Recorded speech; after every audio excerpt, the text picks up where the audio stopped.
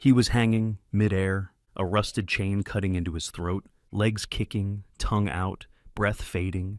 People watched. No one moved, until one man climbed, 68 years old, alone. But he climbed like his own life depended on it. What he found wasn't just a broken dog, it was a secret someone tried to bury. Alder Van Soren had lived the last 15 years in perfect order and absolute silence. At 68, he was a man of quiet routines and tidy spaces, with a mind as disciplined as his wardrobe. Every shirt was ironed, every book alphabetized, every tulip in his back garden pruned with surgical precision. Once a respected professor of moral philosophy at Erasmus University, Alder had long since retired from the lecture halls and symposiums. His world had narrowed to the walls of his modern home in southern Rotterdam, a cube of pale stone and glass tucked between low fences and identical driveways. Alder's frame was tall but slightly stooped, the kind of posture that spoke of long hours bent over books rather than age itself. His face was lean, lined by thought more than time, and his silver hair was always combed back neatly. He had a scholar's hands, thin, precise, expressive when he spoke, though he seldom did anymore. Since Ilse left, speech had become mostly unnecessary. The world, it seemed, had grown quieter with her absence. Ilse had vanished without warning or farewell on a rainy March evening 15 years prior. No arguments, no accusations, just an empty wardrobe and a short, unsigned note. "Forgive me." She left behind her violin, which Alder found strange, as she'd once claimed she couldn't breathe without it. And yet, she'd walked away from the home they built and the life they shared, leaving Alder to drown in questions that never had answers. It was now late April, and the first real warmth of spring had reached the city. Alder was in the kitchen, a single cup of black coffee steaming beside his crossword puzzle, when his phone vibrated on the counter. He squinted at the screen without much interest. He didn't receive many messages. It was from Greta Bauer, his neighbor from 2 houses down. Greta was 75, short and stocky, with large glasses perpetually sliding down the bridge of her nose and a frizzy crown of steel-gray curls. She spoke in a raspy voice from decades of cigarette smoke and had an uncanny habit of knowing everything that happened on their street, even before it did. Alder didn't particularly like or dislike Greta. He simply respected her inevitability, the way one respects the rising of the sun. He tapped the message open, expecting perhaps a neighborhood bulletin or some reminder of garbage collection. But what he saw made the coffee in his hand tremble. It was a photograph. A grainy, zoomed-in shot taken from across the street.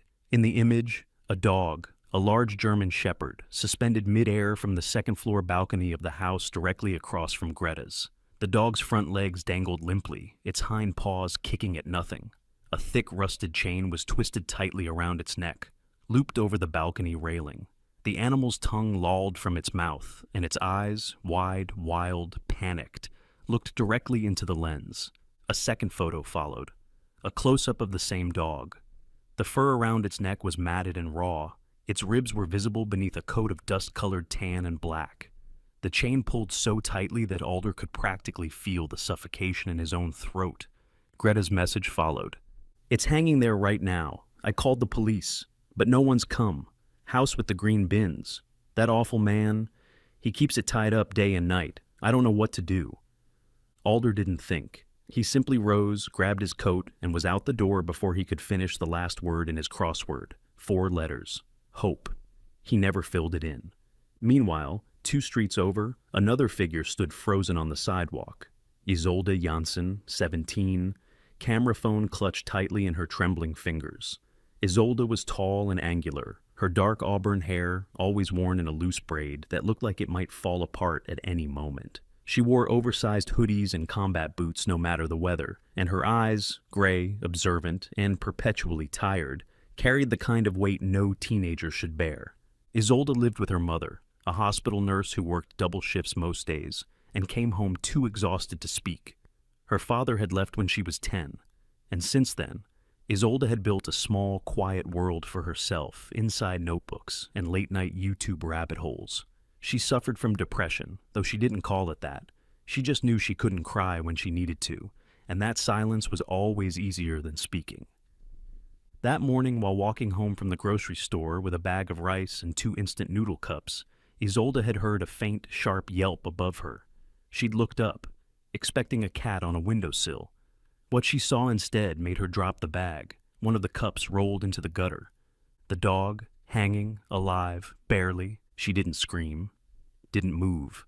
She simply raised her phone and began to record, not out of morbid curiosity, but out of helplessness, out of the painful realization that no one would believe her otherwise. She called her mother. No answer. She sent the video. No response. She opened her contacts and scrolled down past the sparse list. 2 classmates, a part-time teacher, her mom's name again, until she reached Greta Bauer, the nosy woman who once yelled at Isolde for stealing tulips, but later gave her cookies on Christmas. With shaking fingers, she hit send. Alder arrived 5 minutes later, his coat open, shoes barely tied. Isolde was still there, standing on the opposite side of the street, phone pressed against her chest. Their eyes met, hers wet and wide, his sharp and grim. And for a moment, something ancient passed between them. Not words, just recognition. Alder walked toward her. "Is it still?" he began, voice rough with disbelief. Isolde nodded once, eyes flicking toward the balcony, and then, without another word, Alder turned and strode toward the house, with the green bins and the silent dog hanging in the wind. The street was unnervingly still, except for the low hum of traffic a few blocks away, and the occasional breeze that rattled the dying leaves of the city trees. Alder Van Soren crossed the street toward the house, with the green bins, his long strides swift despite the stiffness in his knees. The closer he got, the clearer the sound became. A faint, irregular choking, like air being squeezed through a narrow pipe. It wasn't the cry of pain, not anymore, but the brittle whisper of something losing the strength to fight. A small crowd had begun to gather by the time Alder reached the gate. Neighbors stood in clusters, eyes wide, mouths slightly open. They weren't moving, just watching, like people do at a car crash, struck by horror but bound by hesitation. No one had called out, no one climbed the stairs. A woman in workout leggings held her hands over her face. A delivery man leaned against his van, phone in hand, recording. Alder pushed through them without a word. His breath had shortened and his chest felt tight, but he pressed on. His eyes locked onto the balcony. The dog, large, with a battered coat of dark tan and black, hung halfway over the railing of the second floor.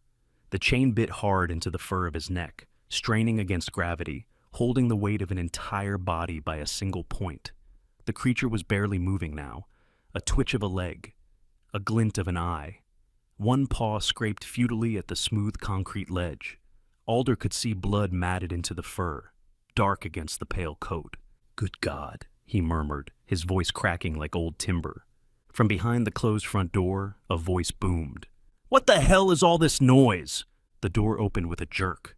There, in the frame, stood Rudd Meyer, a man in his early 50s with a hunched posture and a permanent sneer etched into his pockmarked face. He was heavy-set, thick around the neck and stomach, and wore a stained undershirt and mismatched socks. His reddish-gray beard was uneven and unkempt, and his eyes were glassy, half-lidded, and red-rimmed. "What do you think you're doing at my house?" Rudd snarled. Alder pointed up at the balcony, his hand steady despite the heat in his veins. "Your dog is dying, hanging by its neck.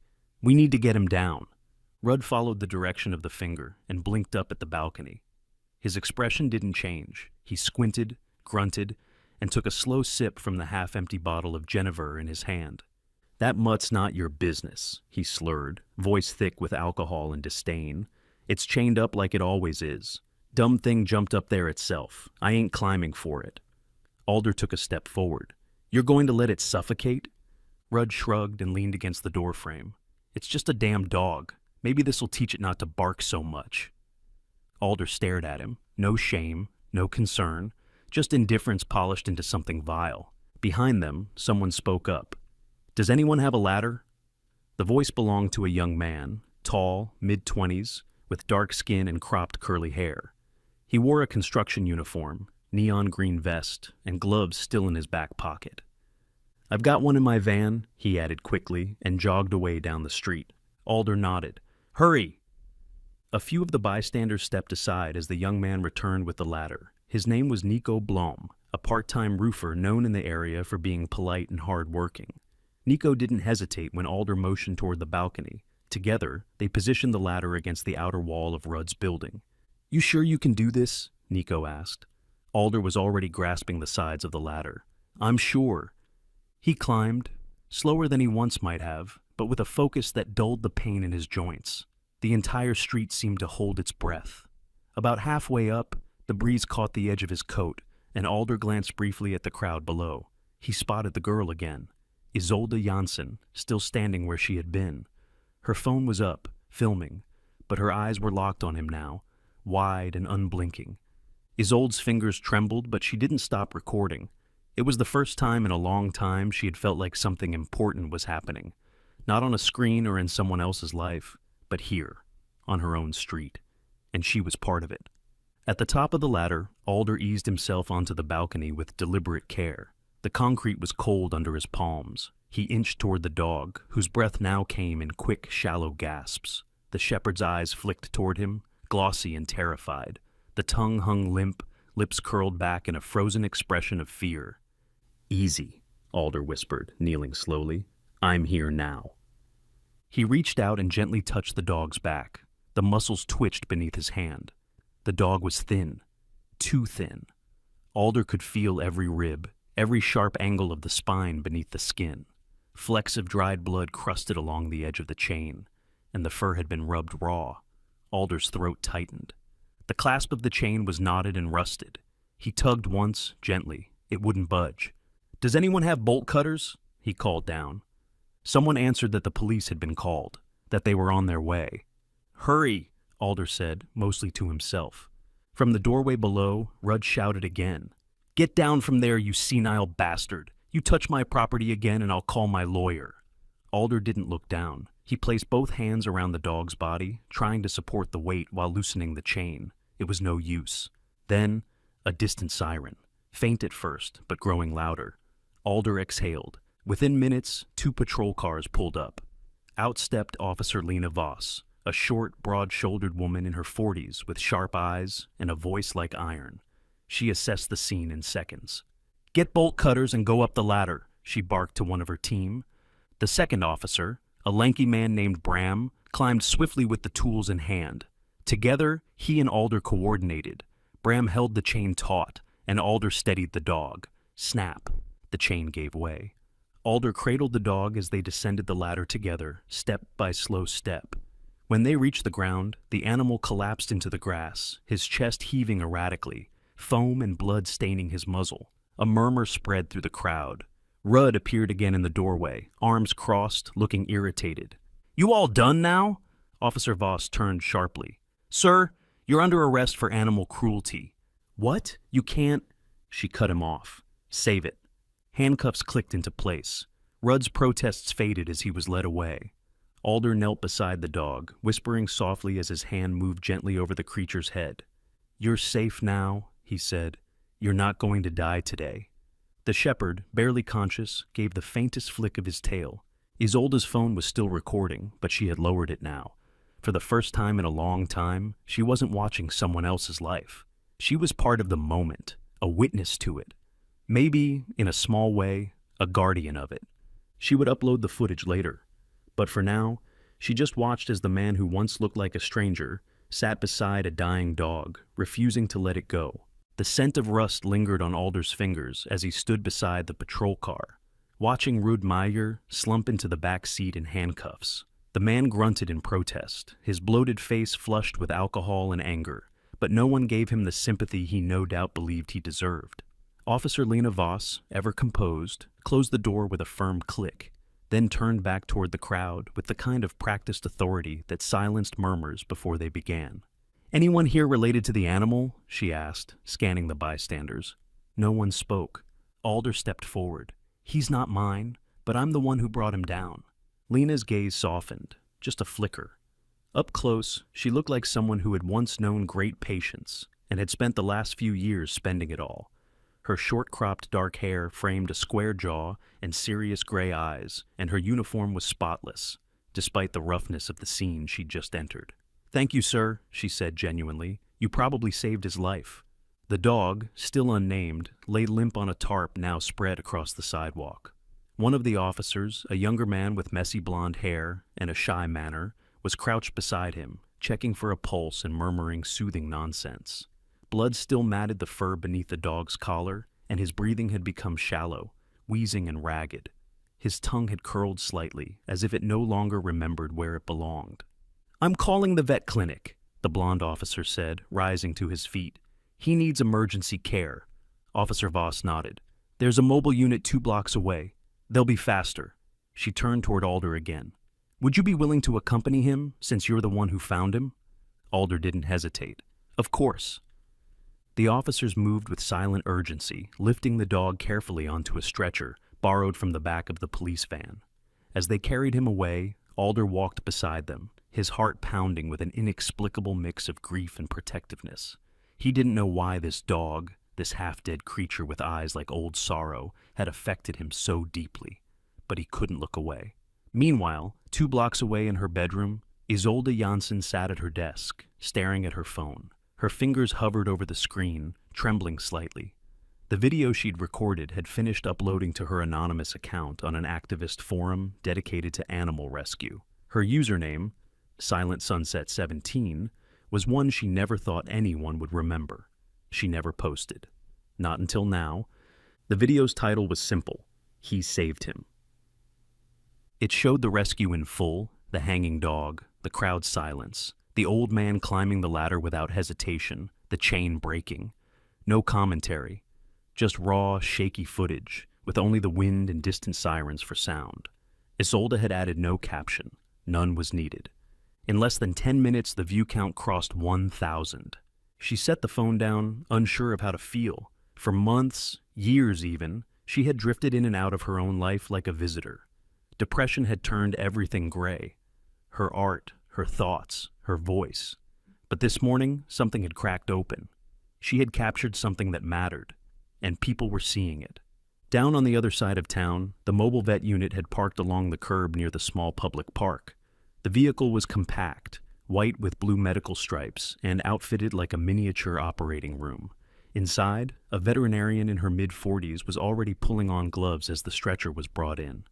Her name was Dr. Annika Holst, a slender woman with light olive skin and dark hair tied into a tight bun. Her features were precise, her eyes sharp but kind. She spoke with a calm, clipped tone, the kind of voice meant to be trusted in crisis. "Male, German Shepherd," she said, assessing at a glance. "Approximately 4 to 5 years old. Multiple abrasions, possible strangulation trauma, severe dehydration." Alder hovered in the doorway, uncertain whether to step inside. Dr. Holst noticed. "You were with him?" she asked. "Yes, I pulled him down." "You did good," she said, already clipping sensors to the dog's limbs. "He's critical, but we'll stabilize him." The next half hour passed in an anxious blur. Alder watched as they inserted IV lines, checked the dog's vitals, and administered a mild sedative. He learned more than he expected about canine respiratory patterns, blood oxygen levels, and the terrible long-term effects of prolonged oxygen deprivation. Dr. Holst worked with quiet efficiency, assisted by a young vet tech named Sani, a cheerful woman with freckles and a messy ponytail, who offered Alder a coffee while she cleaned the blood from the dog's muzzle. "He needs a name," Sana said gently, as she wiped a patch of dry dirt from the dog's ear. Alder looked at the animal, still unconscious but breathing more steadily now. "Fenrir," he said, almost without thinking. "After the Old Norse wolf." Sana raised an eyebrow. "A bit dramatic." "He deserves something mythic," Alder replied. "He survived something worse than chains." Later, after the worst of the emergency had passed, Officer Voss returned to take Alder's statement. She arrived with a clipboard, a tired expression, and a deep nod of gratitude. "Mr. Van Soren," she said, "we appreciate your help today. Rodmeyer is in custody. Animal cruelty charges will be filed." Alder nodded. "Will the dog be held somewhere until the case is over?" "Normally, yes," Voss said. "But given the condition he was found in, we're open to other options. Do you—" She paused, studying him. "Have any interest in fostering him temporarily?" Alder blinked, surprised at his own immediate answer. "Yes, I do." That evening, back in his quiet house, Alder prepared the guest room for a dog. He laid out old towels on the floor, moved fragile furniture aside, and found a spare bowl he had once used for tulip fertilizer. The house, always immaculate and still, now felt slightly chaotic and strangely alive. Outside, night had fallen, but inside, something had begun to stir. Back in her bedroom, Isolde refreshed the video page. 34,208 views, 2,840 shares, 917 comments.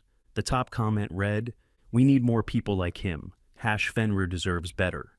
She sat back in her chair, phone glowing in her lap, and for the first time in many years, she smiled.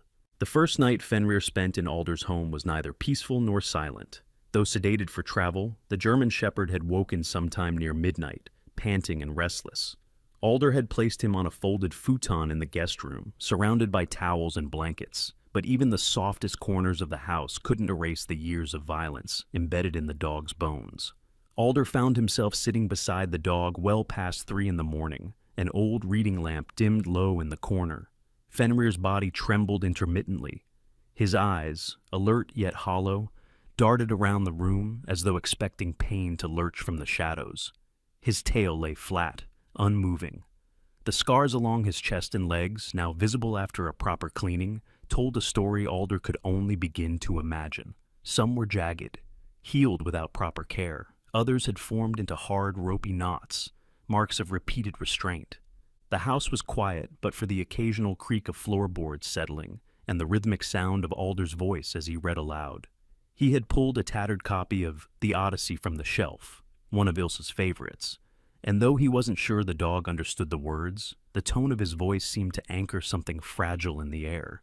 The cadence of poetry, spoken softly, gave weight to the silence and offered structure to a space that now housed 2 survivors. By morning, Fenrir had managed to eat a small bowl of chicken broth and fall into a shallow sleep. Alder watched him, taking mental notes the way he used to with students unraveling under stress. In his career, he had lectured on Kant and Kierkegaard, on moral conflict and human resilience. But nothing in those pages ever taught him how to mend the soul of a tortured animal. And yet, there was something familiar here. Fear without language, pain without reason. Later that day, Alder stepped into the local apothecary and returned with lavender oil, a weighted pet vest, and a used speaker that could loop instrumental music. The woman behind the counter, Elsie Bacher, a plump and warm-faced widow with endless knowledge of herbal remedies, had raised an eyebrow but offered no questions. She was known in the neighborhood for her fondness for animals and her habit of tucking sprigs of dried mint into customers' shopping bags, for luck. By the 3rd day, Alder had begun playing Satie and Debussy on loop in the background. Fenrir, though still jumpy, now remained in the same room with him instead of retreating into the farthest corner. On one occasion, when Alder sat on the floor with his back to the dog, reading aloud from a novel, he felt a cold nose press against his shoulder blade. A moment later, the weight of a head, tentative and heavy, rested there, the first touch, voluntary and quiet. Alder didn't move. He just kept reading. On the 4th afternoon, the doorbell rang. Alder opened it to find Isolde Janssen standing on his porch with her hands awkwardly gripping the strap of her worn canvas backpack. She wore a dark green parka over her hoodie, and her boots were scuffed, as if she'd walked far without noticing. Her cheeks were flushed with wind or nerves, perhaps both. "I was wondering," she said, eyes flickering up to meet his, "if I could interview you for my school project. The video I filmed, it went viral." Alder hadn't expected her, but he remembered her eyes clearly, the girl on the street, holding the phone but watching everything like it mattered. He stepped aside and nodded. Inside, she perched on the edge of a dining chair, like someone unsure if they were meant to stay. She pulled out a small recorder, fumbled with the buttons, then set it on the table between them. "You don't have to say anything personal," she said quickly. People are asking for the story. Everyone's asking." Alder studied her. She looked young and exhausted, the kind of tired that comes from years of emotional weight. Her voice was low, deliberate, as if she were used to only speaking when necessary. "What do they want to know?" he asked. She shrugged. "Why you did it, why you climbed up, why you care." Alder glanced toward the hallway, where Fenrir lay sleeping in the guest room. He thought about the silence of the house before the dog had come, about the nights he spent watching the window and wondering if Ilsa was still alive. He looked back at Isolde and said, "Because sometimes you see someone hanging by the last thread they have, and you either watch them fall or you climb." She didn't respond, but her eyes shimmered slightly, and for the next half hour they spoke quietly about trauma and healing and the things people carry without telling the world. Isolde recorded all of it, but for the first time, she wasn't just documenting, she was absorbing. After the interview, Alder invited her to meet Fenrir. "He's still anxious," he warned, "but he's starting to trust." Isolde knelt a few feet away from the threshold of the guest room, lowering herself slowly to avoid startling the dog. Fenrir raised his head, ears twitching. He didn't growl. He didn't hide. He simply stared, long, direct, unblinking. "Hey, buddy," she whispered, "you're beautiful." It was the kind of moment no camera could capture properly, quiet but vast. The next day, Alder received an unexpected visit from Greta Bauer, still wrapped in her thick mustard-colored wool coat, even though it was nearly 15 degrees Celsius. She carried a tin of lemon cookies and a folded flyer. "You've been busy," she said with a smirk. "Everyone's talking about you." "I prefer when they don't," Alder replied, accepting the tin. "Well, tough luck," she said, placing the flyer on the table. "We're relaunching the community animal care group. Thought you might like to help. And maybe bring the girl along. She needs it." The flyer was hand-drawn, paw prints and doodles of cats and dogs. Greta's handwriting was surprisingly neat. The group was scheduled to meet every Saturday at the community center, aimed at supporting rescue animals, especially those with behavioral needs, a new initiative by the neighborhood vet and a few retired volunteers. Alder hesitated, then nodded. "I'll ask her." Greta tapped the edge of the tin.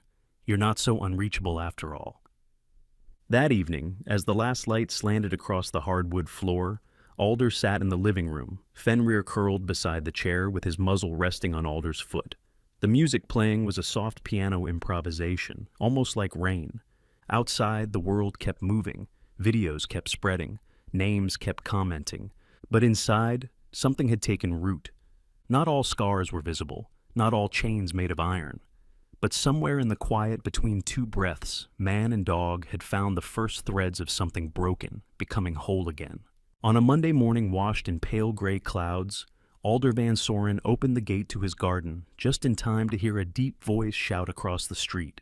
It wasn't directed at him, but Fenrir, who had been trotting beside him on a leash, immediately flinched. The dog's body shrank, ears pinned back, tail clamped low. His entire form coiled like a spring ready to snap. The voice came from a delivery driver, tall and burly, yelling at someone over the phone while unloading boxes from the back of a van. The tone wasn't cruel, but it was sharp, loud, uncontrolled. Fenrir didn't bark. He didn't growl. He simply collapsed. One moment he was upright, and the next he was on the ground, trembling uncontrollably, his breathing shallow and rapid. Alder knelt beside him, murmuring in the same low tone he used when reading poetry, gently placing a hand on the dog's chest. He could feel the heartbeat racing beneath the thin layer of fur. It took several long minutes before Fenrir's shaking eased, and he could be coaxed back into the house. Inside, Alder wiped the dog down with a warm towel and guided him onto the rug by the piano. It wasn't the first time this had happened. Over the past week, he'd begun noting triggers, sharp sounds, sudden movements, but male voices, especially ones raised, were the most consistent cause of Fenrir's panic. Alder had spent years analyzing human trauma in philosophical context, but with Fenrir, there was no abstraction, no theory. Only cause and effect, wound and response. Later that afternoon, he stepped out to check the mailbox and found a small envelope tucked between a local newspaper and a flyer for gutter cleaning. The envelope was unmarked, cream-colored, folded twice. Inside was a single strip of paper, no larger than a bookmark. It read, "Be careful, that dog is evidence." There was no address, no return name, only that single ominous initial. Alder stared at it for a long time, the quiet of the neighborhood pressing in on all sides. There was only one person who came to mind. Ilsa. 15 years without contact. 15 years without closure. He had not spoken her name aloud in over a decade, as if to do so would conjure a ghost he wasn't ready to face. But now she had returned, if not in person, then through implication. The letter's handwriting was familiar, crisp and slanted, just as he remembered from their shared notebooks. And the warning. It meant Fenrir wasn't just another case of abuse. It meant he was part of something larger, something dangerous. It meant Ilsa, wherever she had gone, hadn't been running from Alder, but towards something else entirely. That evening, Alder placed the note inside a book, The Ethics of Memory, and sat in silence long after Fenrir had fallen asleep. Across town, Isolde Janssen stood frozen outside the entrance to the supermarket. Her arms were rigid, her jaw clenched. A man stood about 15 feet away from her, mid-40s, lean build, wearing a windbreaker too light for the weather, and holding a small bouquet of cheap daisies. He had the same green-flecked eyes as hers, the same high cheekbones and furrowed brow. His hair, though more gray than she remembered, was unmistakably familiar. Lars Janssen, her father. Isolde hadn't seen him in nearly 8 years, not since the night he'd slammed the door after an argument with her mother about unpaid debts, creditors, and a promise to fix everything that had never been kept. He'd vanished. No letters, no birthdays, not even a missed call. She had learned to erase him from the equation of her life. Now, he stood there awkwardly, holding flowers that seemed too bright, too clean for the history between them. Isolde, he said softly, cautiously, as if her name might break if spoken too loud. She didn't move. What do you want? Lars stepped forward haltingly. He looked thinner than she remembered. Not sickly, but worn down in the way of men who had spent years failing at things they had once believed they could do. His hands were rough, calloused, working hands, but his eyes were tender, unsure. I heard about the video, he said. Someone forwarded it to me. The rescue, the dog. You filmed it? She nodded once, guarded. It was brave, he added, shifting the flowers between hands. You've grown so much. The words landed wrong. They weren't cruel, but they felt like trespassing. She turned away. I don't need anything from you, she said, her voice tight. You don't get to come back now just because something I did made it to a screen. Lars nodded, swallowing hard. I know. I didn't come to ask for anything. Just to say I'm sorry. And that I'm here, if you want that. She didn't answer. And when she walked away, she didn't look back. Later that week, Isolde arrived at Alder's house carrying a camera bag and a notebook. She didn't mention the encounter with her father, but Alder could sense something unsettled behind her eyes. Something old and unresolved. He didn't pry. Instead, after tea, he handed her the envelope. Her eyebrows lifted as she read. Ilsa? She asked. Your wife? Alder nodded. I thought she left you. I thought so too, he said, a trace of dry irony in his voice. But it appears she may have left for something more deliberate. You think the dog's part of something bigger? I think, Alder said carefully, that Fenrir wasn't just abused. He may have come from something organized. And Ilsa, she might be trying to protect me, or warn me, or both. Isolde looked toward the guest room, where Fenrir was curled by the piano bench, now a frequent spot of comfort. Should we tell someone? Alder considered. Not yet. Not until we know more. That Saturday, Greta Bauer led the first session of the community's revived animal care circle. It met at a modest hall behind the local library, a high-ceilinged room with folding chairs, old bulletin boards, and the smell of warm coffee and disinfectant. Alder brought Fenrir, who wore a soft cotton vest and stayed close to his leg.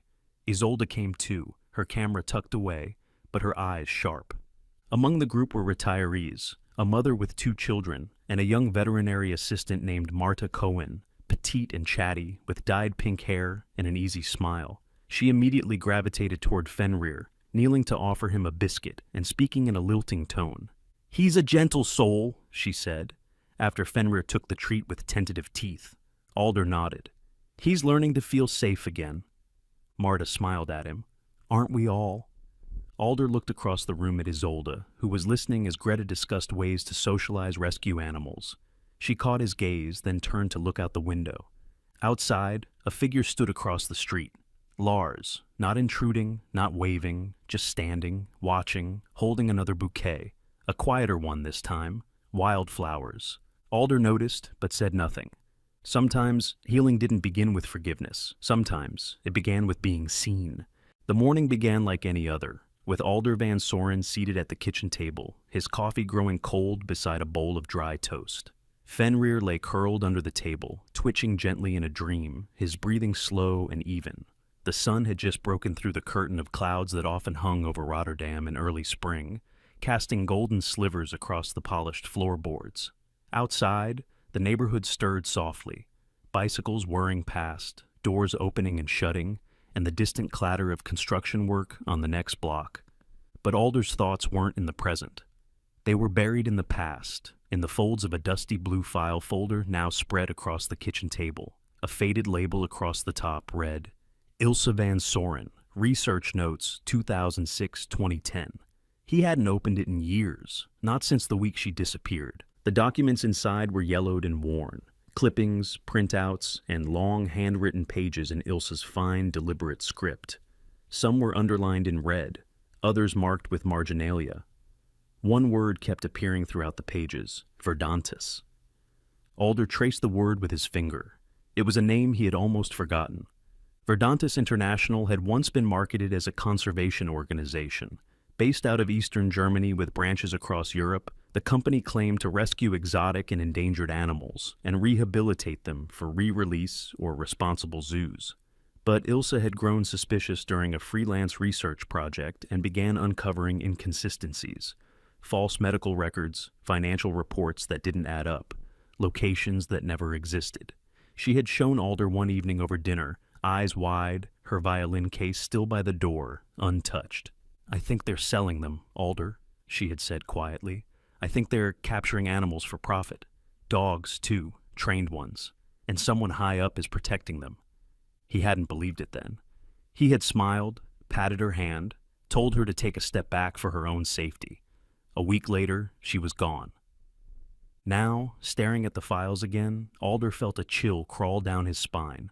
On one of the pages Ilse had written, "If something happens to me, follow the dogs." He looked at Fenrir. The scarred German shepherd stirred in his sleep. It wasn't just a case of abuse. It was a message. Alder stood and went to his study, pulling out his laptop and a box of CDs. He searched online for Verdantis and found a defunct website, a broken contact form, and a page stating that the organization had dissolved in 2012. No lawsuits, no closure, just silence. He placed one of the CDs, labeled Ilse Field Recordings #03, into the old disc reader. The audio was faint and crackling. Voices spoke in German, too muffled to catch every word. Then, shouting, the sound of dogs barking, metal gates slamming, a woman's voice yelling something in protest. Alder leaned closer. The woman's voice sounded familiar. He didn't understand all of it, but the sound of a single gunshot near the end sent a sharp, involuntary shiver down his spine. A moment later, his phone rang. The caller ID was blocked. He answered. "Hello?" A pause. Then a voice, female, controlled, whispering, "It's me." Alder froze. "Ilse? You need to stop looking," she said. "I received your note. I know. Is Fenrir, was he theirs?" Another pause. "He was meant for sale. He escaped before transport. He's not just evidence. He's a witness." "Why now, Ilse? Why contact me after all these years?" "I couldn't risk it. They still have people watching. Verdantis didn't vanish. They changed names. Rudd wasn't just a cruel man. He was a scout. The dog was chipped. I destroyed the original database, but some fragments remain. Where are you?" "I can't say. I only have 2 minutes. Just know this. He chose you, Alder. That means something. Keep him safe. He's the key to exposing them." The line clicked. Alder stood in stunned silence, the dial tone humming in his ear. That same evening, Isolde Jansen sat in a dimly lit editing suite at her school, watching the teaser for her documentary flicker across the monitor. It was just under 2 minutes long, composed of raw footage, soft narration, and a delicate piano track that wove through the scenes like breath. Clips of the rescue, Alder's quiet voice, Fenrir trembling beside the piano, a single shot of Isolde's face in the mirror, unrehearsed, whispering, "Sometimes the ones who are forgotten are the ones who remember the most." She played it back 3 times. It was the first thing she'd made that felt real. Across the room sat a man in jeans and a black fleece jacket, headphones around his neck. Lars, her father. His hair was messier than usual, flecks of gray hiding in the sideburns, but his hands moved with surprising grace as he adjusted the color tones and synced the audio. He had studied film for 2 years before quitting to work construction. Now, he barely remembered the technical details, but he still had a feel for pacing. Isolde hadn't asked for his help, but when he offered to assist with post-production, quietly, without strings, she let him. They hadn't spoken much, but the silence wasn't hostile. It was cautious, like two people slowly mapping the space between them. As the final frame faded to black, Lars leaned back. "It's good," he said simply. "It's really good." She didn't respond, but she didn't walk away either. The following week, the teaser was chosen to open the school's spring media showcase. Flyers went up across campus. A projector was set up in the central atrium. Students from other departments were invited. And in the corner of the main poster, just beneath the title, "The Chain and the Thread," was a still image of Alder holding Fenrir, both of them backlit by the morning sun, standing on the balcony where the dog had nearly died. Alder was invited to attend. He accepted quietly. That night, Isolde waited beside the projection screen, her arms folded, heart beating too fast. Her father stood in the crowd, hands in his pockets, eyes on her instead of the screen. Alder arrived just before the lights dimmed. Fenrir, now stronger, more confident, walked beside him, leash loose, eyes alert. He sat at Alder's feet as the film began, tail thumping lightly during a soft piano passage. When the teaser ended, the room was silent. Then the applause began. Isolde looked out over the audience, students, teachers, strangers, but her gaze landed on Lars, who didn't clap right away. He just smiled, soft, unassuming. A father who had broken something and was now watching his daughter rebuild, one frame at a time. That night, Alder placed another note into the folder labeled Ilsa. Beneath it, he added a new label, Verdantis Rudd Evidence, Fenrir. The lines were forming, and the story was beginning to tell itself. The courtroom was a cold, echoing space, walls of pale stone, high ceilings with exposed beams, and rows of dark wooden benches worn smooth by decades of anxious hands and restless bodies. Alder Van Soren sat quietly near the front. Fenrir's leash coiled around his fingers. The dog lay at his feet, head resting on the floor, tail occasionally thumping, as if reassuring Alder that he was still there. It had been 3 months since the rescue, 3 months since a rusted chain broke and a life was reborn. 3 months since a note signed only, I found its way into Alder's hands and cracked open 15 years of silence. Now Rudd Meyer was finally on trial. Rudd sat at the defendant's table, slouched and scowling, a borrowed suit stretching uncomfortably over his thick frame. His beard had been trimmed, but not enough to hide the sullen twist of his mouth or the permanent sneer etched across his face. His attorney, a thin man in a cheap gray blazer with tired eyes and a Bluetooth earpiece still awkwardly tucked in, whispered occasionally, but Rudd barely acknowledged him. On the prosecutor's side stood Dorian Vermeer, a sharp-featured woman in her early 40s with dark red lipstick and a gaze that made people sit straighter. She was known in Rotterdam for her unshakable composure and her reputation for prosecuting environmental and animal abuse cases with merciless precision. Her brown hair was clipped in a severe bob, and her black heels clicked like clockwork as she moved. The judge, an older man named Mart de Croef, heavy-set with bushy white eyebrows and a gravelly voice, presided over the case with a quiet firmness. He didn't smile, didn't frown, just listened, observed, and waited. Alder's name was called mid-morning. He rose, straightened the sleeves of his coat, and made his way to the witness stand. The prosecutor gave a respectful nod. "Mr. Van Soren, please tell the court in your own words what happened on the morning of April 5th. Alder spoke clearly, slowly. He described the photos sent by Greta, the lifeless body hanging from the balcony, the silence of the crowd, the ladder, the climb. He described Fenrir's eyes, the raw panic, the barely audible whimpers. He spoke of the moment the chain snapped and the sound of breath returning to the dog's lungs. Rudd shifted in his seat, snorted, muttered something beneath his breath. "I am not here," Alder finished, to speak out of anger. I am here because no one, man, woman, or animal, deserves to be treated like that. Dorian nodded. Thank you. She then called Isolde Janssen. Isolde walked slowly to the stand, dressed in a navy blazer over her usual hoodie and jeans. Her braid was neater today, and she held her phone like a talisman in her palm.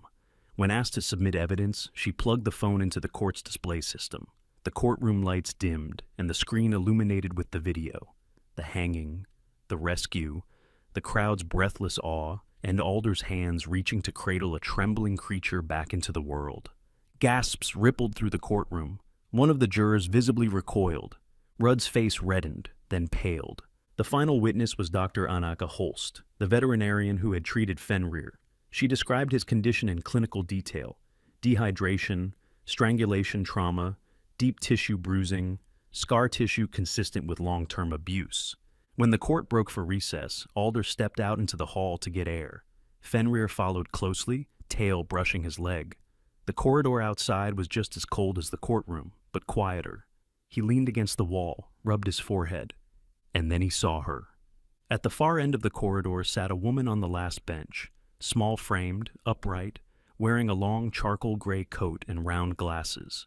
Her silver hair was pulled back into a low chignon, and a blue scarf was looped tightly at her neck. She sat perfectly still, hands folded in her lap. Ilsa. The space between them was no more than 30 feet, but it felt like an ocean. She didn't wave, didn't smile, just looked at him, deeply, solemnly, as if 15 years were both everything and nothing at all. Alder didn't speak, neither did she, until the verdict was read. Inside the courtroom, Judge de Cruijff's voice filled the space.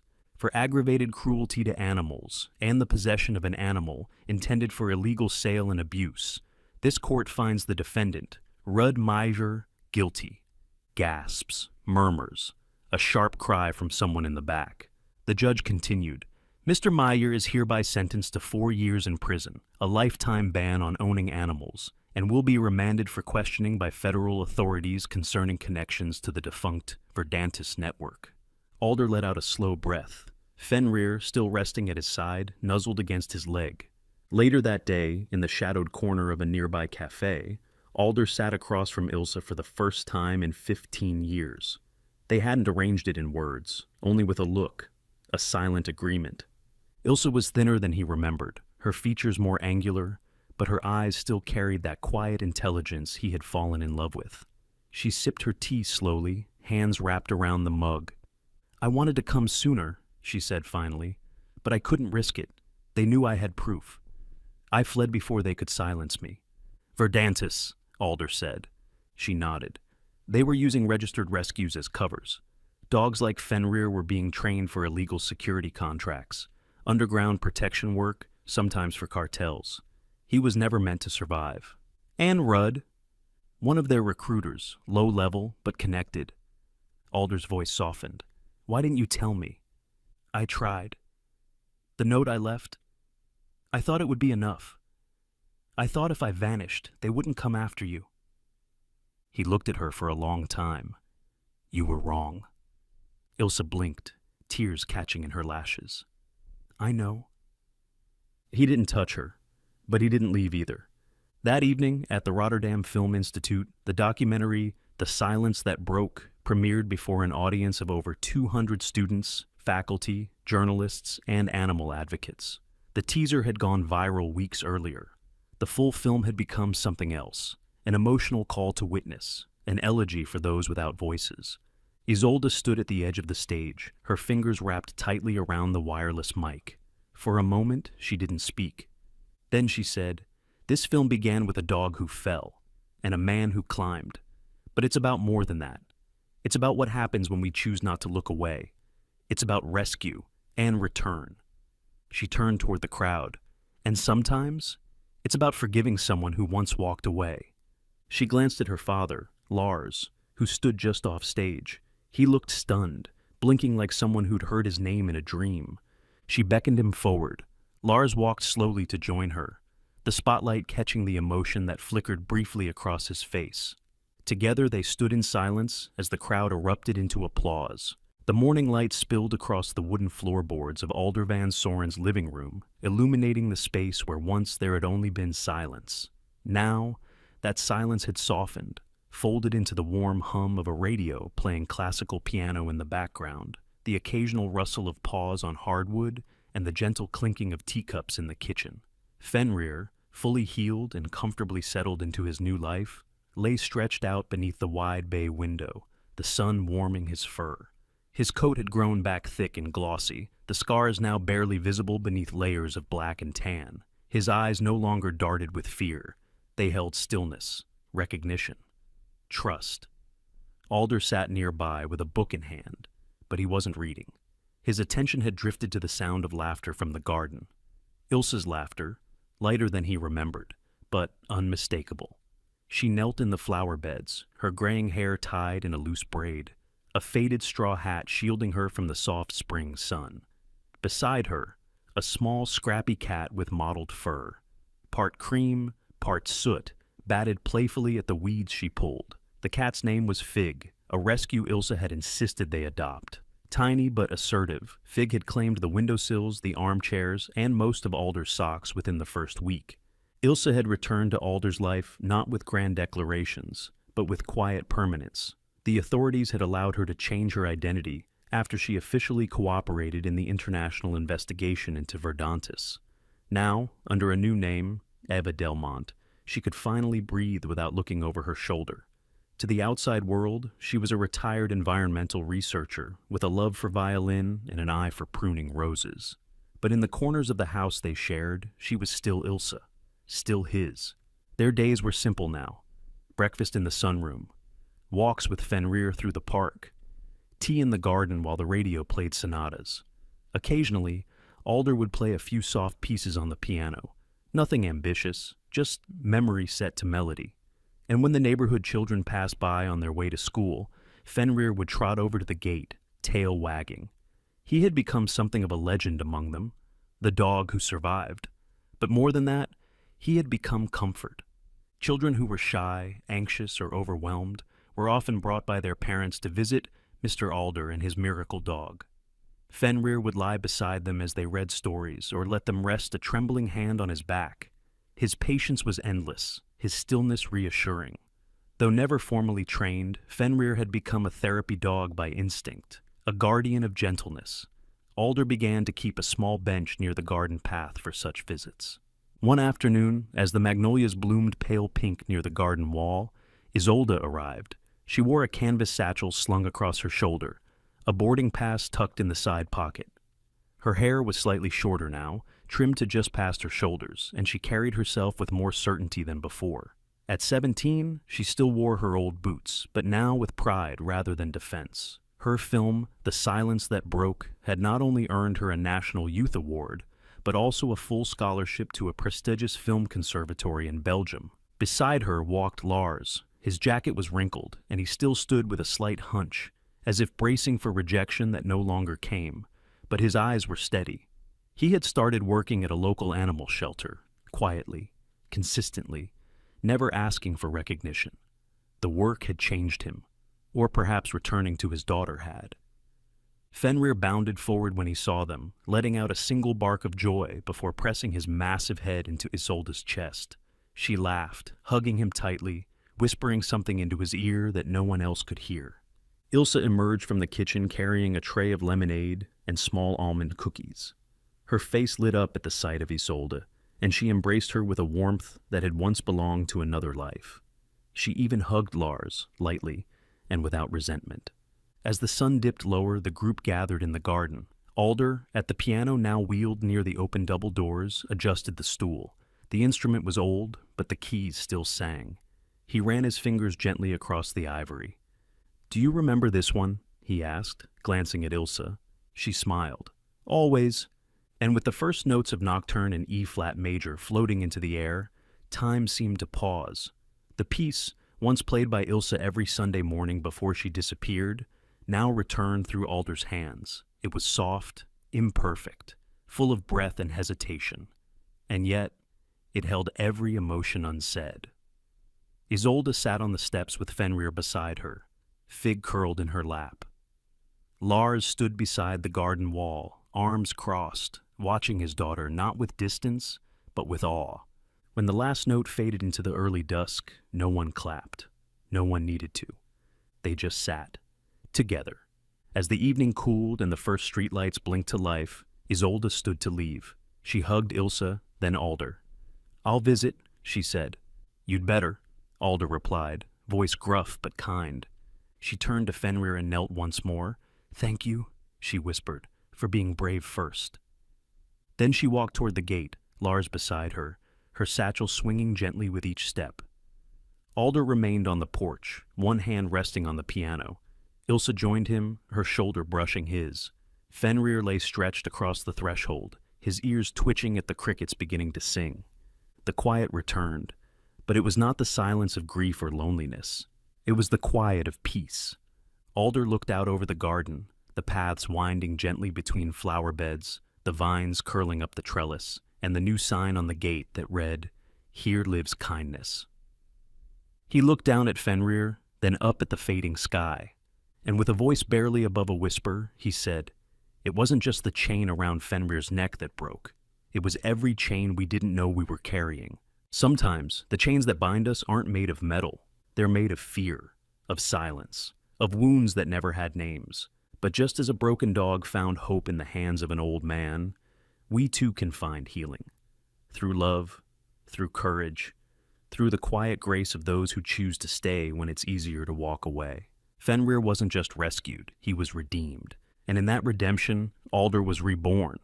Ilse was forgiven. Isolde found her voice, and Lars found his way home. It was not a grand miracle, not the kind that parts seas or moves mountains. But sometimes, the smallest mercies are the truest signs that God still walks among us. If you're watching this right now, maybe that's not a coincidence. Maybe it's a reminder that healing is real, that hope is alive, that even in a broken world, miracles still bloom quietly, like wildflowers in forgotten places. May the Lord bless every heart that's still learning how to love again. May He guide the lost, protect the gentle, and remind us that no chain is too strong for His mercy. If this story touched you, don't keep it to yourself. Leave a comment. Tell us your story, your scar, your song.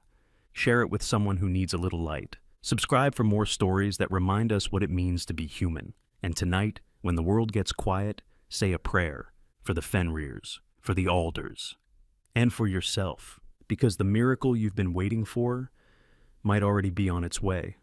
God bless you, and thank you for watching.